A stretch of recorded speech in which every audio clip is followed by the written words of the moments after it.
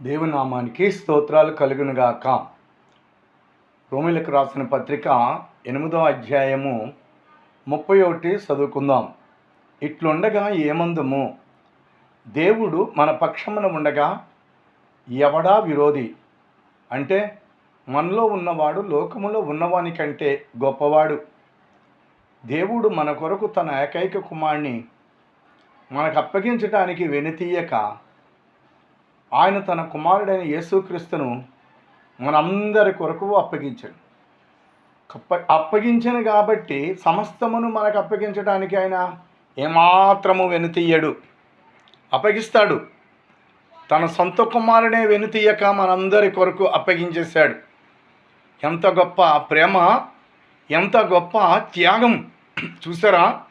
తన సొంత కుమారుని అప్పగించే విషయంలో వెనుతీయక మనందరి కోసము ఆయన అప్పగించిన వాడు ఎంత గొప్పవాడు.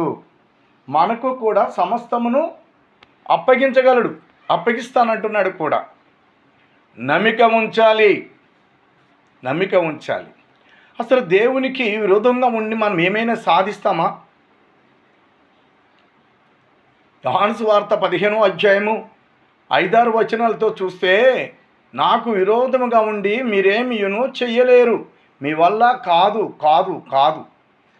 ప్రజలారా తెలుసుకోండి, యవనస్తులారా తెలుసుకోండి. యవన చెల్లెళ్ళైనా, తమ్ముళ్ళైనా, తల్లులైనా, తండ్రులైనా ఒక సవాలు ప్రభు విసిరాడు. మానవులైన మీరు నాకు విరోధంగా ఉండి ఏమీ చేయలేరు, మీ వల్ల ఏమీ కాదు. మార్గాలన్నీ ఆయన చేతిలో ఉన్నాయి, ద్వారాలన్నీ ఆయన చేతిలో ఉన్నాయి. ఆయన మూసివేస్తే ఎవడు తెరవలేడు, ఆయన తెరిస్తే ఎవడు మూయలేరు. మన కార్యాలు జరగాలన్నా, మన అవసరాలు తీరాలన్నా ప్రభువుని మనం బ్రతిమలాడుకోవాలి. ప్రభువు ద్వారా తండ్రి అయిన దేవుని మనం బ్రతిమలాడాలి. మంచిది. నేను చాలామంది దగ్గరికి వెళ్తుంటాను. మనుషుల మనస్తత్వాలు నాకు బాగా తెలుస్తూ ఉంటాయి. ఇక నేనే మనుషుల మనస్తత్వాలు అర్థం చేసుకున్నానంటే దేవుడు ఇంకెంత బాగా అర్థం చేసుకుంటాడు చెప్పండి. మనుషులు ఎలాంటి వాళ్ళో తెలుసా? కృతజ్ఞత లేని వాళ్ళు. నిజమే. ప్రభువు మన నుండి కోరుకునేది ఏంటంటే మనము దేవునికి కృతజ్ఞతార్పణలు చెల్లించాలి, కృతజ్ఞతలు తెలియజేయాలి. దేవుడు మన పట్ల చేసిన కార్యములకు కృతజ్ఞతాస్తుతులు చెల్లించాలి. అసలు నోరే ఇప్పరు, చెప్పడానికే మనసు రాదు. కారణం ఏంటో తెలుసా? కష్టం వచ్చినప్పుడు లబోదిపోమని గబగబా ఏం చేస్తారంటే ఫోన్లు చేస్తారు. అయ్యగారు, పాస్టర్ గారు అని. కష్టం రాగానే ఫోన్లు చేస్తారు, లేదంటే మెసేజ్లు పెడతారు. వెంటనే ప్రార్థన చేస్తాం కదా, ఆ కష్టం కాస్త గట్టెక్కుతుంది. తర్వాత మళ్ళీ దానికి జవాబు ఎవరు? అయిపోయింది. అవసరాలకే దేవుణ్ణి ఉపయోగించుకుంటున్నారు, అవసరాలకే ప్రార్థన చేయించుకుంటున్నారు. పోనీలే, అవసరం తీరాకైనా దేవుని పట్ల కృతజ్ఞత ఉండాలా వద్దా? చాలామందికి ఎన్నో రకాలుగా ప్రార్థిస్తుంటాను. ఆడపిల్లలకైనా, మగపిల్లలకైనా, పెద్దవాళ్ళకైనా దేవుడు నాకు ఇచ్చాడు కాబట్టి అధికారాన్ని బట్టి ప్రార్థిస్తా. దెయ్యాలు పట్టుకుంటాయి, దురాత్మలు పట్టుకుంటాయి, రోగాలు, సమస్యలు, ఎన్నెన్నో సమస్యలు వాళ్ళకే తెలుసు. అవన్నీ ప్రార్థన ద్వారా దేవుడు చేసినప్పుడు దేవుడు తొలగిస్తున్నాడు. మనము గ్రహించవలసింది ఏంటంటే దురాత్మల సమూహముల మధ్య మనం బ్రతుకుతున్నాము. గుర్తుంచుకోండి, లోకములో దురాత్మ శక్తులు ఉన్నాయి, రకరకాల శక్తులు ఉన్నాయి. రకరకాల మోడల్గా కాదు, మనస్తత్వాలు వేరు. వాటికి దురాత్మ సమూహములకు హృదయం ఉండదు, మనసు ఉండదు, కీడు చేయటమే వాటికి తెలుసు. ఒక్కొక్క దురాత్మ ఒక్కొక్క రకంగా పనిచేస్తూ ఉంటుంది. అలాంటి దురాత్మల మధ్య మనం బ్రతుకుతున్నామంటే యవనస్తులైనా పెద్దవాళ్ళైనా తెలుసా మీకు? ఎవరు కావాలి? దేవుడు మన పక్షాన ఉండాలి. దేవుడు మన పక్షాన ఉండాలంటే నువ్వేం చేయాలి? దేవునికి లోబడాలి. వాక్సును చదవరు, ప్రార్థన చేయరు. ఎప్పుడైనా కూడుకుబెట్టి ప్రార్థన చేస్తుంటే సెల్ ఫోన్ ఇలా పెట్టుకొని చూస్తూ ఉంటారు. యవనస్తులు చేసే పని నేను అన్నీ కనిపెడతా, వాళ్ళ హృదయం కనిపెడతా, వాళ్ళ మనస్తత్వాలు, వాళ్ళ స్వభావాలు నాకు బాగా తెలుసు. అయినను గద్దించను. ఎందుకంటే ఏమైనా అన్నామంటే మొహం సాడు చేసుకుంటారు, కొన్ని రోజులు మాట్లాడరు, హృదయాన్ని కఠినంగా మార్చేసుకుంటారు. మరలా ఏదైనా ప్రమాదం వచ్చిందనుకో, అప్పుడు మళ్ళీ దేవుడు అవసరం, సేవకుడు అవసరం కదా. మరి పిల్లలకి తండ్రి తల్లి ఉన్నారన్నా, తల్లిదండ్రులు పిల్లల పక్షమున ఉన్నారు, దేవుడు మన పక్షమున ఉండాలి. తల్లిదండ్రులు పిల్లల పక్షమున ఉన్నవారు ఉన్నారని వారికి ధైర్యం, తమ్ముడికి అన్న నా పక్షాన ఉన్నాడన్న ధైర్యం, స్నేహితుడికి నా పక్షాన ఉన్నాడన్న ధైర్యం. అలాగే రకరకాల మనుషులు మన పక్షాన ఉంటూ ఉంటారు, వారి వల్ల ఏమీ కలగదు. వీళ్ళందరికీ కంటే దేవుడే నీ పక్షాన ఉండాలి. దేవుడే గొప్పవాడు. నీకెప్పుడు ప్రమాదం వస్తుందో, నీకెప్పుడు కష్టం వస్తుందో, నీకెప్పుడు సమస్య ఎదురవుతుందో, నువ్వు ఏ పరిస్థితిలో చిక్కుకుంటావో, ఎలా నీ మీద దాడి జరుగుతుందో అవన్నీ దేవునికే తెలుసు. కానీ తండ్రికైనా, తల్లికైనా, అన్నదమ్ములకైనా, నీ స్నేహితులకైనా, నీ భర్తకైనా, నీ భార్యకైనా తెలియదు. ఎవరికి తెలుసు? దేవునికి ఒక్కడికే తెలుసు. అందుకని అలాంటి దేవుణ్ణి మనము కలిగి ఉండాలి. అవసరాల కోసం దేవుడు, అవసరం తీరిపోయాక దేవుడు మేలు చేశాడని నోటితో ఒక్క సాక్ష్యం చెప్పరు. ఫలానా దైవజనుడు ప్రార్థన చేశాడు, నా బలహీనతలు ఎన్నో ఉండేవి, ఒక్కొక్కటి తగ్గింది, లేకపోతే శత్రు సమూహాలు నాతో పోరాటం చేసేవి, అంధకార శక్తుల వల్ల నేను బలహీనపడేవాడిని. అయితే ఆ దైవజనుడు ప్రార్థన చేయడం వలన మేలు కలిగిందని ఎవరైనా దేవుడు మేలు చేశారని చెప్తున్నారా? లేదో. సిగ్గు, గర్వం. మీ గర్వమే మిమ్మల్ని పతనానికి తీసుకెళ్తుంది ఒకరోజు. జాగ్రత్త. సాక్ష్యం చెప్పాలంటే గర్వం, కృతజ్ఞతాస్తుతులు చెల్లించాలంటే గర్వం, ఫలానా ఆయన ప్రార్థన చేస్తే మంచి జరిగిందని ఆ నోరు కూడా రాదండి. ఎన్నెన్నో కార్యాలు దేవుడు చేస్తున్నాడు. దేవుడు తమ బిడ్డలు కృతజ్ఞతలు చెల్లిస్తాడని ఎదురు చూస్తాడు. అలా తల్లిదండ్రులు కూడా కదా, నా పిల్లలు నా కష్టాన్ని గుర్తిస్తారని తల్లిదండ్రులు చూస్తారు.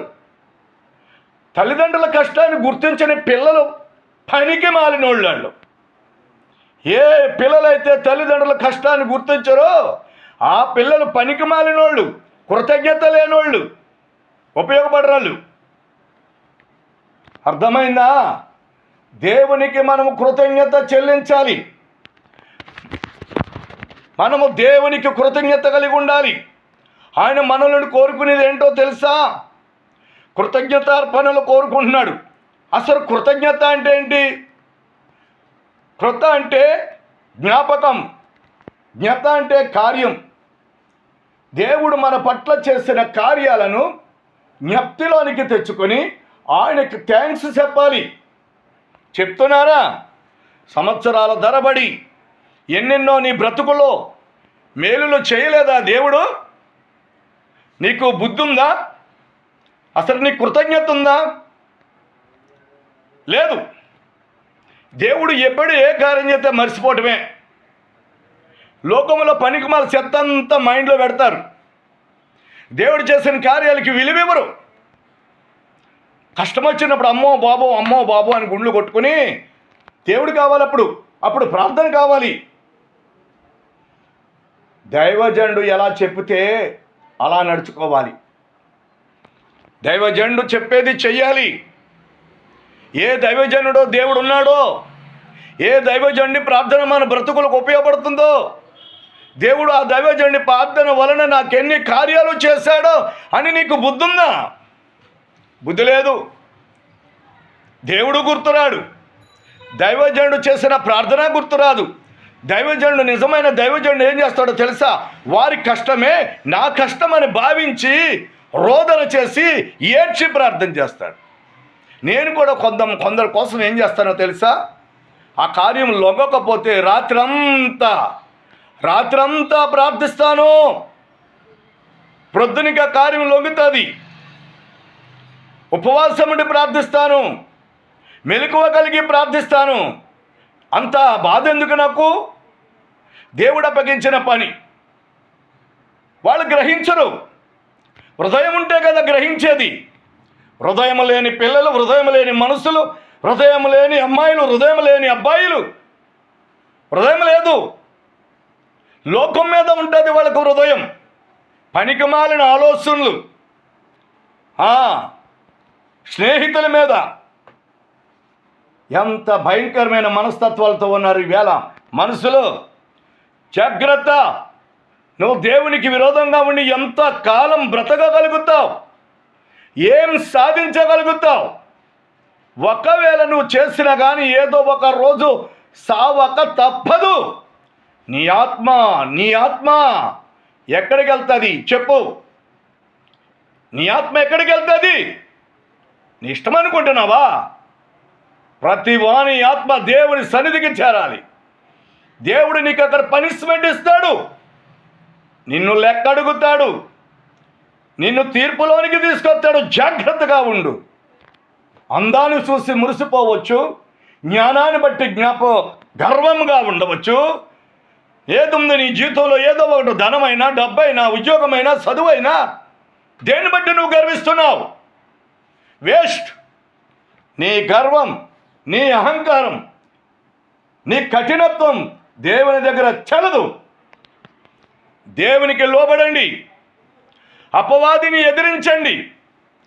లోకములో ఉన్న దురాత్మల సమూహములతో వాటి నుండి మనం తప్పించుకోవాలంటే దేవునికి లోబడాలి.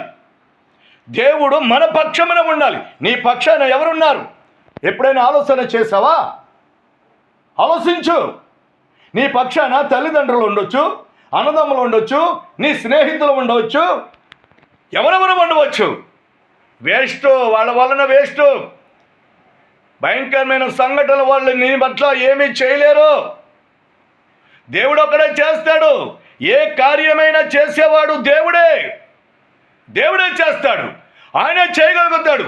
కాబట్టి ఆ దేవుణ్ణి, తమ్ముళ్ళు, చెల్లెళ్ళు, యవనస్తులారా, ఆ దేవుడు మీ పక్షమున ఉన్నట్లుగా మీరు ఆయనను కలిగి ఉండండి.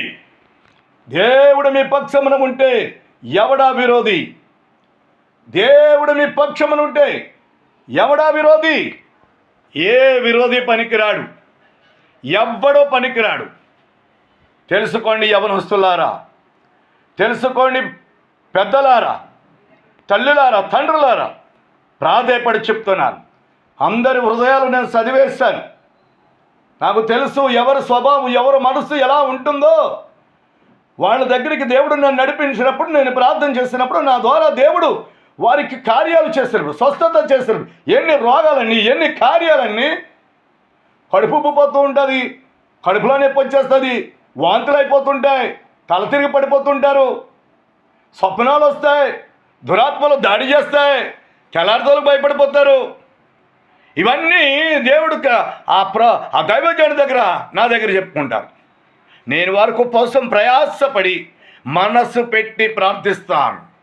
వాళ్ళు నా వాళ్ళు అనుకుంటా, వాళ్ళు నా వాళ్ళు అనుకుని మనస్సు పూర్తిగా వేదన పడి పట్టుదలతో ప్రార్థన చేస్తా. పైగా వాళ్ళ కోసం మొక్కుబడులు చేస్తాను. మొక్కుబడులు, దేవా ఈ కార్యం చేస్తే నీ మందిరంలో ఈ కానుకిస్తాను నాయన.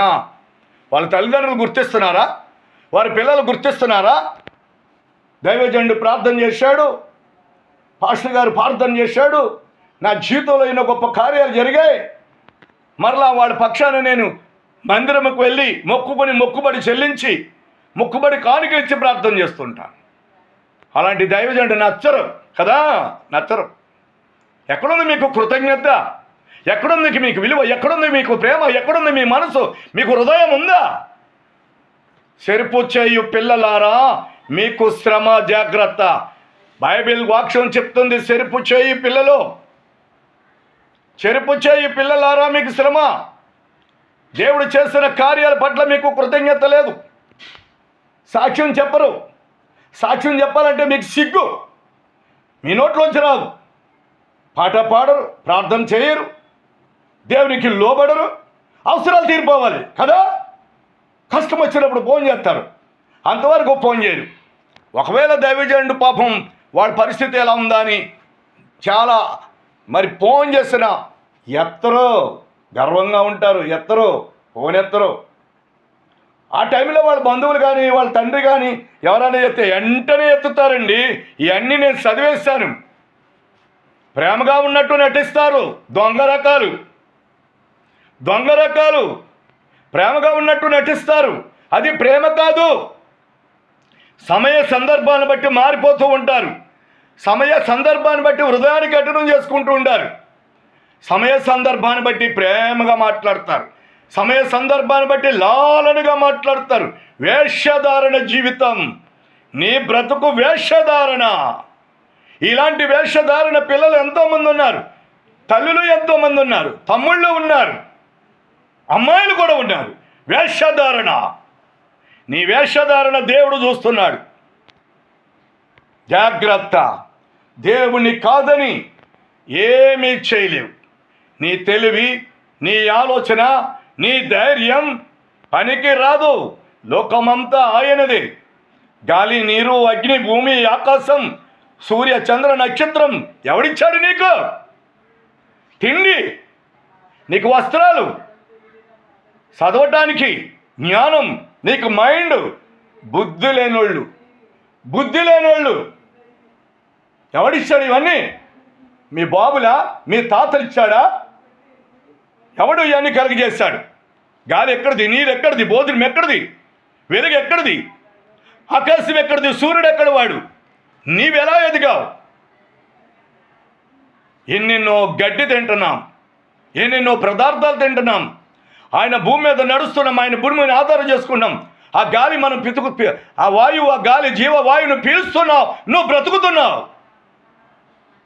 దేవుడు అంటే నీకు జాలి. దేవుడు అంటే నీకు భయం లేదు.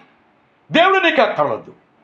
దేవుడు అవసరం నీకు వద్దు. సమయాన్ని బట్టి దేవుని ఉపయోగించుకుంటారా? సమయాన్ని బట్టి దైవజనుడిని ఉపయోగించుకుంటారా? ఎన్ని కార్యాలు చేశాడు దేవుడు మీ బ్రతుకుల్లో. వాడిల్లాగా వీడిల్లాగా తిడుతూ ఉంటారు మళ్ళీ పైగాని. ఏమైనా 1000, 100 ఇచ్చేస్తున్నారా మీరు దైవజనుడికి? మీరు ఇచ్చినా ఇవ్వకపోయినా మీ ఇళ్ళకు వచ్చి మీకోసం కష్టపడి దివరాత్రులు ప్రార్థన చేసి ఏ సమయంలో ఏ పనవత పని కోసం మోకరించి దేవుని దగ్గర అంగలార్చే దైవజనుడు గుర్తించలేరు మీరు? దైవజనుడు మీరేమైనా పోషిస్తున్నారా? మీరు ఇచ్చేస్తున్నారా? ఇమ్మని ఎవడ అడగడు. దేవునికి కనీసం కృతజ్ఞత చెప్పొద్దా? ఎన్ని కార్యాలు చేశాడు నీ బ్రతుకులో? బుద్ధి లేని మనుషులు. ఎన్ని కార్యాలు చేశాడు దేవుడు మీ బ్రతుకులో? ఎన్నిసార్లు బ్రతికించాడు? అపాయములు, అస్వస్థతలు, రోగాలు తెలుసు, కానీ మర్చిపోతారు. లోకంలో గడ్డంతా గుర్తుంటుంది. లోకంలో కార్యాలన్నీ గుర్తుంటాయి. రహస్య జీవితాలు, రహస్య బ్రతుకులు, రహస్య తలంపులు, రహస్య మాటలు. పనికిమాలి నీ స్నేహితులు నీకేదైనా చేయగలుగుతారా? నువ్వు రోగపడి, నువ్వు జబ్బై పడుంటే నేను బాగు చేయగలుగుతారా? చెప్పు. ఏ స్నేహితుడు, ఏ బాయ్ ఫ్రెండు, ఏ డాక్టర్ మాట ద్వారా బాగు చేసేవాళ్ళు ఎవరున్నారు? నిన్ను ధైర్యపరిచేవాళ్ళు ఎవరున్నారు? నీ కోసం ప్రార్థించేవారు ఎవరున్నారు? కేవలం దైవజనులే చెయ్యాలి. మేలు జరుగుతూనే ఉంటాయి. కనీసం కృతజ్ఞత చెప్పరు. కృతజ్ఞత లేని వాళ్ళు దేవునికి ఇష్టం లేదు. ఆలోచన చేయండి. నీకు కృతజ్ఞత లేదు అంటే, నువ్వు దేవుని సాక్ష్యమును చెప్పటలేదు అంటే, దేవుడు చేసిన కార్యమును నువ్వు వెల్లడి చేయటం లేదంటే నేరస్తుడవే. జాగ్రత్త. ఎంతమందిని చూస్తున్నానో నేను ప్రజలను, అనేక మందిని చూస్తున్నాను. ఎంతమంది హృదయాలు చదివేశానో తెలుసా? నాకు తెలీదు అనుకుంటారు. వాళ్ళ స్వభావాలు తెలుసు, వాళ్ళ మనస్తత్వం తెలుసు. కానీ ఓర్పు సహనము కలిగి వాళ్ళని చిన్న మాట కూడా నేను అంటలేదు. ఎప్పుడో ఒకరోజు తెలుసుకుంటారని. నీ ఆత్మ కొరకు దైవజనుడు ఎంత వేదన పడి ప్రార్థిస్తాడు నిన్ను రక్షించడానికి. నిన్ను శోధిస్తున్న దురాత్మల సమూహముల నుండి ఆ దైవజనుడు ప్రార్థిస్తుంటే ఆ దురాత్మ సమూహములు ఆ దైవజనుడి మీద దాడి చేస్తాయి. తెలుసా నీకు? బోళ్ళు దాడి చేశాయి నా మీద.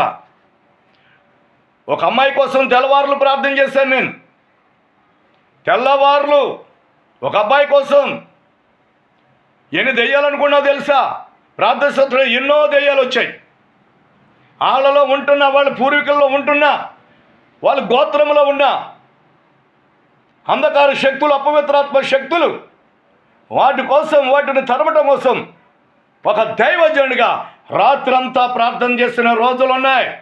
మీ క్షేమం కోసి, మీ క్షేమం కోరి. బుద్ధి ఉందా మీకు? ఎక్కడుంటుంది బుద్ధి? బుద్ధి లేని జనాంగమా, కాలు నొప్పి వచ్చినా, చేతికి నొప్పి వచ్చినా, ఎక్కడైనా గాయమన్నా, ఎక్కడైనా బాధ ఉన్నా వెంటనే నువ్వు రాసి వెంటనే దేవునికి ప్రార్థన చేసి పరిచర్య చేస్తున్నాను. ఎంతమందికో నేను అర్థం కాని వాళ్ళు, కృతజ్ఞత లేనివారు, ప్రేమ లేనివారు, మనస్సు లేనివారు. కావాలంటావా? ఇలాంటి వాళ్ళు దేవుడికి పోతారు, అగ్నిగుండానికి పోతారు. అగ్నిగుండానికి మీరు ఆహుతైపోతారు. ఎన్నిసార్లు వాక్యం చెప్పాలి? ఎన్నిసార్లు మీ కొరకు ప్రార్థన చేయాలి? ఎన్నిసార్లు మిమ్మల్ని బ్రతిమలాడాలి? అంత గొప్పవాళ్ళ మీరు? దేవుడు మీ బ్రతుకుల్లో దేవుడు ఎన్ని కార్యాలు చేశాడో తెలుసా? ఒకసారి ఆలోచించు. మనసున్న మనిషిగా ఆలోచన చేయి. మైండ్ ఉంది కదా నీకు? వెనక్కి ముందుకి గుర్తు తెచ్చుకో. ఎప్పుడెప్పుడు ప్రార్థన వల్ల నీ బ్రతుకులో మేలు కలిగిందో. అలా చదువుల్లో కూడా చేశాను. వాళ్ళకి కొన్ని ఆగిపోయినప్పుడు అవి మళ్ళీ రావడానికి కూడా ప్రార్థన చేశాను నేను. అర్థమైందా? సబ్జెక్టులన్నీ మళ్ళీ రావాలి. అయ్యా, నాకు ఇన్ని సబ్జెక్టులు మిగిలిపోయాయి అని పిల్లలు వేదన పడి చెప్పినప్పుడు వాటి కోసం నేను ప్రార్థన చేశాను. పాస్ అవడం కోసం ప్రార్థన చేసేవాడిని. వాళ్ళ రోగాల కోసం, వాళ్ళ భయాల కోసం. ఒక రోగమా, 2 రోగాలా? నేను రోగాలు. ఒక మంచి దైవజనుడు, శక్తివంతమైన దైవజనుడు మన దగ్గరికి వస్తున్నాడు, మన కుటుంబానికి వస్తున్నాడు, మన పక్షాన ఉంటున్నాడు, మన మేలు కోరుతున్నాడు, మన మంచి కోరుతున్నాడు, మనల్ని ప్రేమిస్తున్నాడు, మనకి పరిచర్య చేస్తున్నాడు, మన బాధను ఆయన బాధగా గుర్తిస్తున్నాడని. బుద్ధి లేదు మీకు. బుద్ధి లేని జనాంగం చాలామంది ఉన్నారు. సేవకులు కూడా అంతే. చాలామంది సేవకులు చేయించుకుంటారు. దేవుడి మేలు చెప్తే సాక్ష్యం చెప్పరు. దేవుడి మేలు చెప్తే కృతజ్ఞతే చెప్పరు. అంటే కృతజ్ఞత తెలియజేస్తే సిగ్గు. అక్కడ దేవుడు సిగ్గుపడతాడని నేను చూసి, నువ్వు ఎవడవో నాకు తెలియదు, అమ్మాయి నువ్వు ఎవరో నాకు తెలియదు అంటాడు దేవుడు. ఏంటి నీ బ్రతుకు? ఏంటి నీ జీవితం? ఎవడు నీకు అక్కడ దిక్కో? తల్లా, తండ్రా, అన్న, తమ్ముడా, లేకపోతే నీ బాయ్ ఫ్రెండా, నీ స్నేహితుడా? బుద్ధి లేని పిల్లలారా, జాగ్రత్తగా మనసు మార్చుకోండి. మీరు దేవునికి కృతజ్ఞత చెల్లిస్తుంటే దేవుడు ఎంతో ప్రేమిస్తాడు మిమ్మల్ని. పిలవగానే ప్రభువు మీకు మాట్లాడతాడు, పిలవగానే ఆయన మాట్లాడతాడు, పిలవగానే ఆయన పలుకుతాడు, చేయగానే కార్యాలు చూస్తారు. దేవుడికి దూరంగా ఉంటారో కార్యాలు అయిపోవాలి, మేలు జరిగిపోవాలి. దేవుడేమైనా మన సర్వెంటా? అందరూ దేవుడి మీదే నేరం మోపేస్తూ అంటారు. దేవుడు అది చేయలేదు, దేవుడు ఇది చేయలేదు, నువ్వు అడిగినట్లే చేసేస్తాడా? దేవుడు చేసేయాలి నీకు. నువ్వు పెద్ద ఆఫీసర్వి. నువ్వు ఉంటే ఎంత, పోతే ఎంత దేవుడికి. ఆయన ఒక మాట అన్నాడు. అబ్రహాముకి సంతానము లేనప్పుడు ఆయన తన శిష్యులతో చెప్తున్నాడు, దేవుడు నేను కనబడుతున్న రాళ్లకు మాట్లాడితే, ఆ రాళ్ల గుట్టతో మాట్లాడితే, ఒక రాళ్ల గుట్టతో నేను మాట్లాడితే రాళ్ళు పిల్లలకని అబ్రహాంకి ఇస్తాయంట. అంత శక్తివంతుడు. నువ్వు నేను కావాలా? అక్కర్లేదు. ఆయన మన స్వరూపంలో ఉన్నాడు. ఆయన స్వరూపాన్ని మనకిచ్చాడు. మన మీద ప్రేమ పెంచుకున్నాడు. అందుకే భరిస్తున్నాడు, అందుకే రక్తం కార్చాడు, అందుకే అవమానం, నిందలు, దెబ్బలు, సిలువకెక్కాడు, ప్రాణార్పణ చేశాడు. తిట్టబడి, కొట్టబడి, హింస అనుభవించి బలిదానమైన ఆ ప్రభు యొక్క రక్తం మనలాంటి దుర్మార్గుల కోసం. బుద్ధి తెచ్చుకొని మనసు మార్చుకొని బ్రతకండి. తల్లిదండ్రులకి విధేయులై ఉండండి. దేవునికి లోబడండి. సేవకులకి లోబడండి. సేవకులను గౌరవించండి, ప్రేమించండి. దేవుడు మిమ్మల్ని కరుణించును గాక. ఆమేన్.